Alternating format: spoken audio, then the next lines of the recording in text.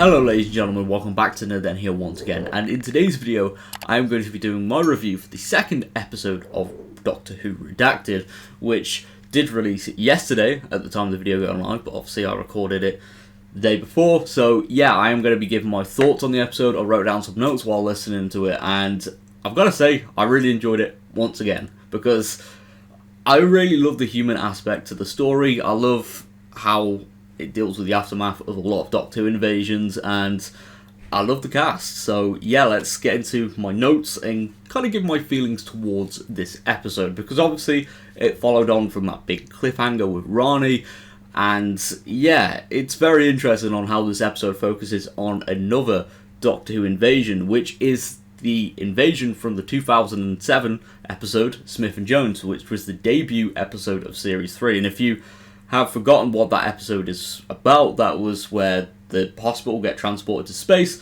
and the Judoon make their iconic debut. But yeah, this episode of Doctor Redacted focuses on the aftermath, and that Dr. Oliver, I forgot his full name, makes an appearance, and the podcast obviously want to interview him because, again, the podcast focuses on conspiracies regarding the blue box and obviously TARDIS sightings.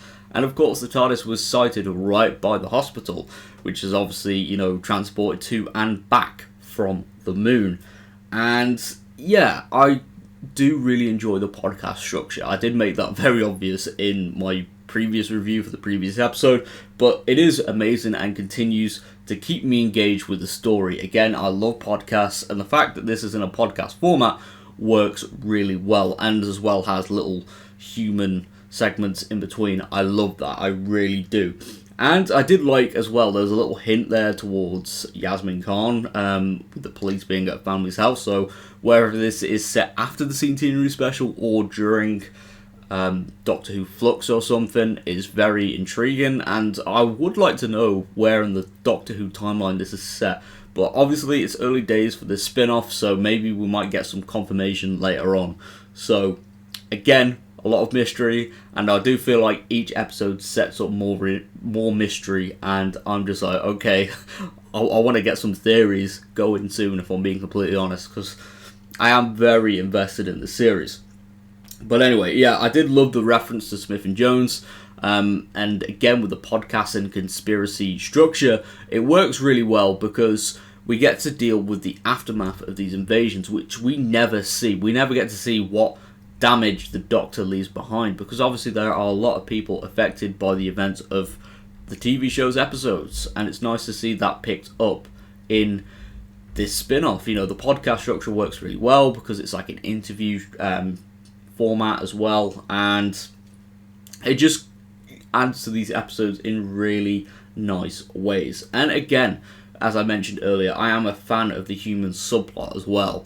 You know, so many human elements, which again I mentioned in my previous review, which feel very close to the Russell T Davies era in terms of writing quality, and this is what I love. You know, it harkens back to the day, for me personally, to the family structure of Rose Tyler and Martha Jones and Donna, you know, where we get equal screen time for the family as well. And there's obviously a more focus on, you know, the human element here, because obviously it's a spin-off, you know, it's not focused too much on the Doctor, but I love that. I love that a lot, and I am invested on seeing where these characters go in the future. You know, there's that sense of danger with, you know, the mysterious hotel, and obviously Rani as well. Like, where's Rani? Why is Rani in trouble? And speaking of Rani, it's really nice to see Rani appear again, because I loved the Sarah Jane Adventures when I was growing up,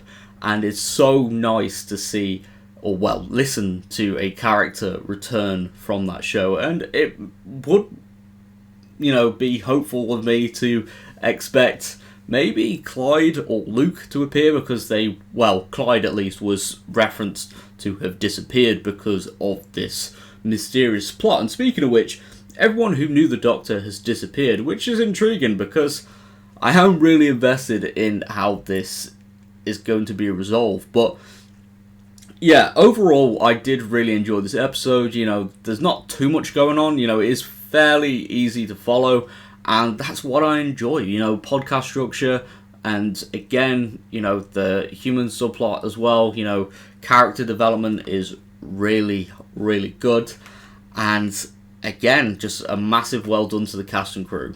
Overall, I really enjoyed it. So many, you know, memorable moments as well, and yeah, I've got to say, without going into, you know, too many spoilers, I definitely say it is worth a listen, and honestly, I would give it a 10 out of 10 again, because it was a really good, solid follow-up episode, and again, I'm invested in what's going to happen next week, because it looks like there might be an invasion, perhaps, and again, if they are referencing a Doctor Who invasion every week on the podcast, hopefully they reference my favourite Doctor Who invasion, the Army of Ghosts and Doomsday, which was the Battle of Canary Wharf. So, yeah, I am going to wrap up this video here. If you are new around here, be sure to subscribe for more nerdy content as we are on the road to 10,000 subscribers, which I would love to reach by the end of this year. So, yeah, thank you very much for all the support, and if you haven't listened to Doctor Who Redacted already, be sure to do so, as I would definitely say it is worth the listen. So, I'll see you all next time. Thank you very much for all the support, and yeah, goodbye for now.